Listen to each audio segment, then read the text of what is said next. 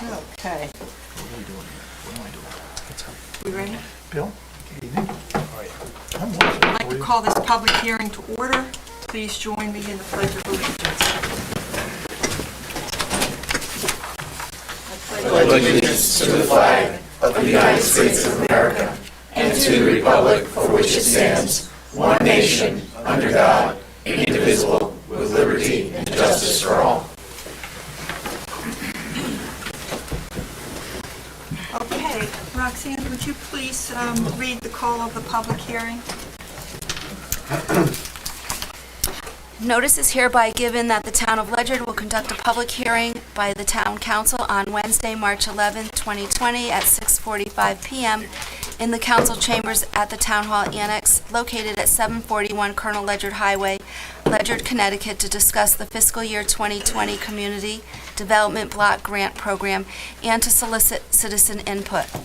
Maximum award limits are $1,500,000 for public housing modernization, including pre-development and construction, $800,000 for a housing rehabilitation program, $1 million for infrastructure such as streets and sidewalks, $350,000 for public services, meaning youth, homelessness, and shelter division programs in participation with CAN, and $1 million for public facilities such as construction, reconstruction, rehabilitation, or installation of public facilities and improvements for fire protection equipment. Major activity categories are acquisition, housing rehabilitation, public housing modernization, community facilities, public services, and economic development. Projects funded by the CDBG allocations must carry out at least one of the three national objectives: benefit to low and moderate income persons, elimination of slums and blight, or meeting urgent community development needs. The purpose of the public hearing is to obtain citizens' views on the town's community development and housing needs, and review and discuss specific project activities in areas of housing, economic development, or community facilities which could be part of the town's application for funding for the year 2020. Also, the public hearing will be to give citizens an opportunity to make their comments known on the program and for approval of the program income reuse plan. If you are unable to attend the public hearing, and you may direct written comments to Elizabeth Burdick, Director of Land Use and Planning at the Town of Ledyard, 741 Colonel Ledyard Highway, Ledyard, Connecticut, 06339, or you may telephone at 860-464-3215. In addition, information may be obtained at the above address between the hours of 8 a.m. and 5 p.m. Monday through Thursdays.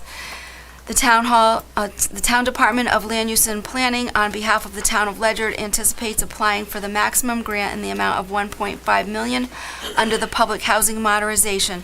In addition, the town will create a revolving loan fund with program income, principal, and interest generated from the grant for a housing rehabilitation loan program. The Town of Ledyard promotes fair housing and makes all programs available to low and moderate income households regardless of race, creed, color, national origin, ancestry, sex, gender, identity or expression, marital status, age, lawful source of income, familiar status, learning disability, or physical, mentally disabled, or sexual orientation. All are encouraged to attend. The hearing is accessible to the handicapped. Any disabled person requiring special assistance or non-English speaking persons should contact Mary Beth Hubbard, ADA Coordinator, at 860-464-3222 at least 5 days prior to the hearing. This is an equal opportunity affirmative action program. This was published in the New London Day on Monday, February 24th, 2020, and on Monday, March 2nd, 2020, for the Ledyard Town Council, Linda C. Davis, Chairman. Thanks, Roxanne. Liz? Yes, good evening, councilors. For the record, Liz Burdick, Director of Land Use and Planning at the Town of Ledyard. I would actually like to turn this presentation over to our consultant that we obtained to assist us in writing this application. His name is Kent Lewis. He's from the Housing Development Team, and he is right here. So I'm going to turn him over, and he's going to give you a nice overview of the project.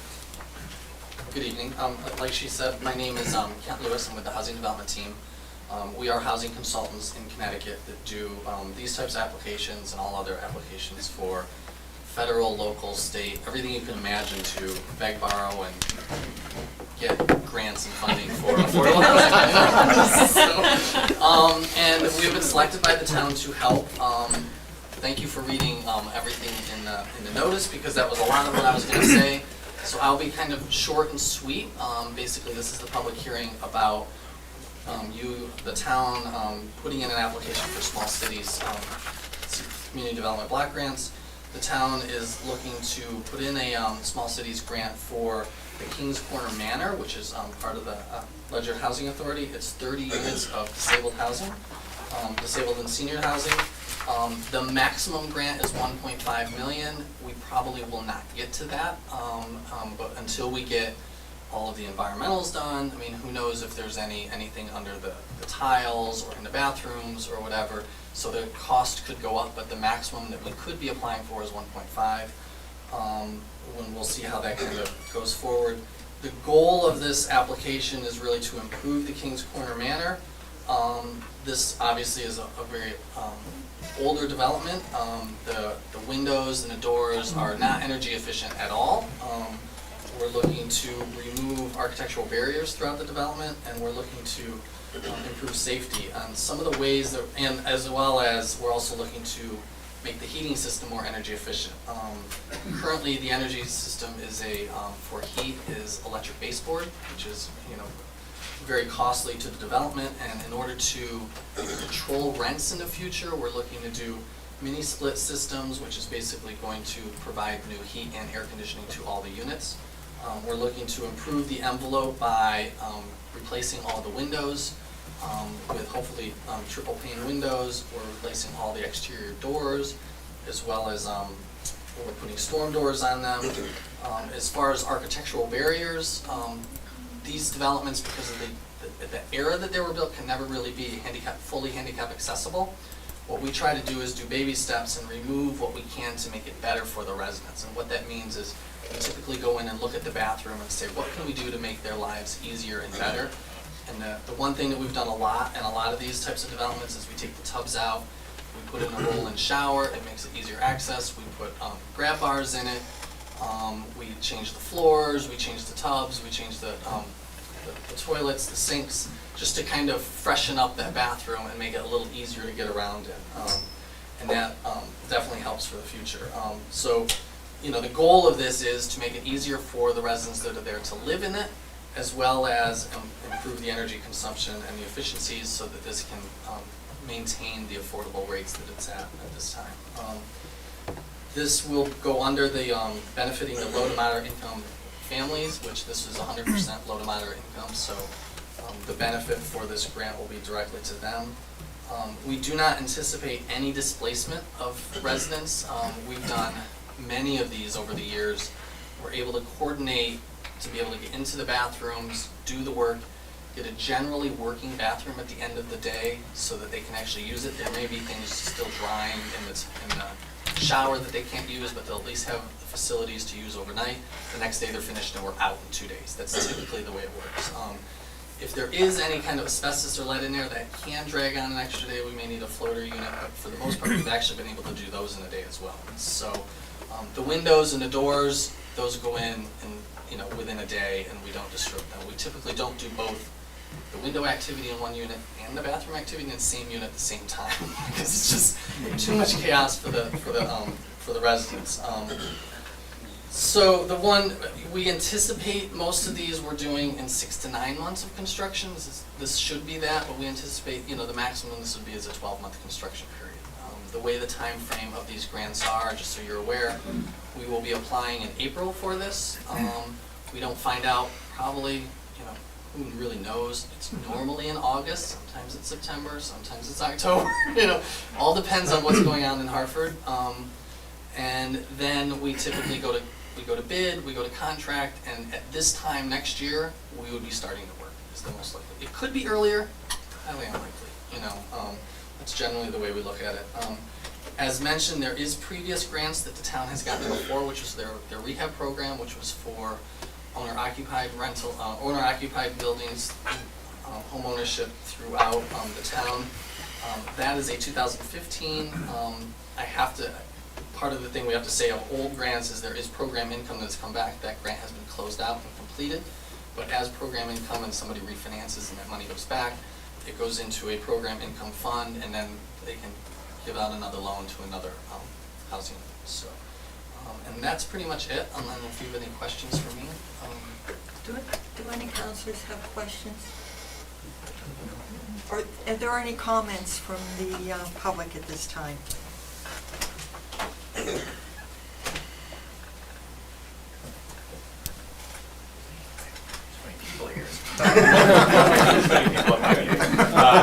Nate Woody, 770 Long Cove Road, Chair of Planning and Zoning Commission. I'll be super quick. I just want to point out the CDBG Grant Program is one that we explicitly called out in the POCD as a program that we think is accessible and could be reasonable for doing exactly these types of programs. The improvements that are being proposed here seem very well thought out.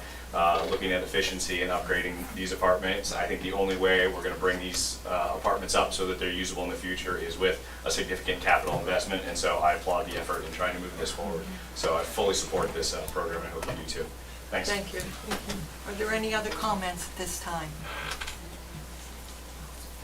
Yes. I'd say what a long way we've come in just a year. The last time we looked at replacing windows, it was, I think, 1 or 2 sets of windows. And that was by relieving the housing authority of its payment of taxes, so what it cost the taxpayers for a couple of windows.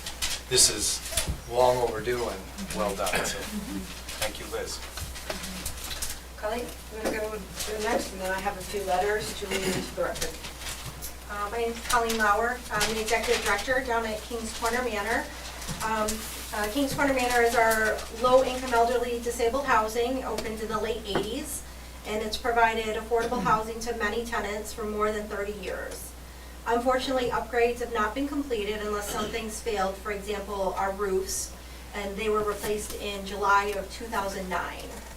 The majority of our windows, doors, and electric baseboard heaters are all original, and the electric bills are paid by the residents and can be more than $200 a month for a 420 to 620 square foot apartment.